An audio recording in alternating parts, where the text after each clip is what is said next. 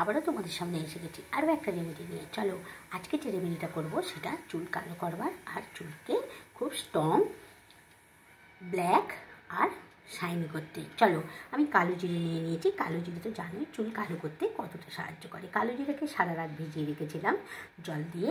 দেখো কালো জিরেকে ভিজিয়ে রেখেছিলাম। এখানে একটা আমলকি নিয়ে নিয়েছি, ঠিক আছে, তোমরা দুটোও দিতে পারো। আমি একটা আমলকি বড় দিকে নিয়ে নিয়েছি। এটাকে আর এই কালো জিরাটাকে একসঙ্গে পেস্ট করে নেবো। চলো পেস্ট করে আনি। আমলকিটা আর কালো জিরাটাকে পেস্ট করে নিয়ে চলে এসেছি, ঠিক আছে। এবার পেস্টটাকে নিয়ে নেবে কোনো পাত্রের মধ্যে নিয়ে কী করবে চলো বলে। দেখো আমি নিয়ে নিয়েছি একটা বাটিতে।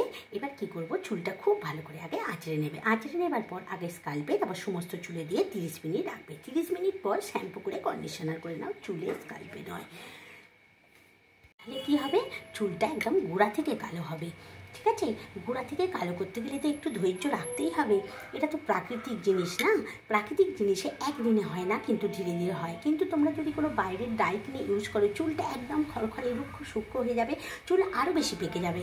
তার ফলে পাকা চুলের সমস্যা হতে থাকলে বাচ্চাকেও 10 বছরের পর থেকে, মানে 12 বছরের পর থেকে বাচ্চাকেও এটা দিতে পারো, কোনো ক্ষতি হবে না, ঠিক আছে। তাহলে বন্ধুরা তোমরা যেরমভাবে বললাম সেরমভাবে 30 মিনিট লাগিয়ে নাও।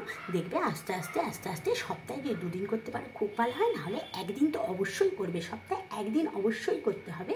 দেখবে আস্তে আস্তে ধীরে ধীরে তোমাদের চুলটা একদম গোড়া থেকে কালো হয়ে যাচ্ছে। একটু ধৈর্য ধরো আর করো। রেমেডিটা কেমন লাগলো, ভালো লাগলে একটা লাইক দিতে ভুলো না। বন্ধু বান্ধবীর মধ্যে শেয়ার করে দিও। তোমরা সুস্থ থেকো, ভালো থেকো, খুব খুব খুব ভালো থেকো।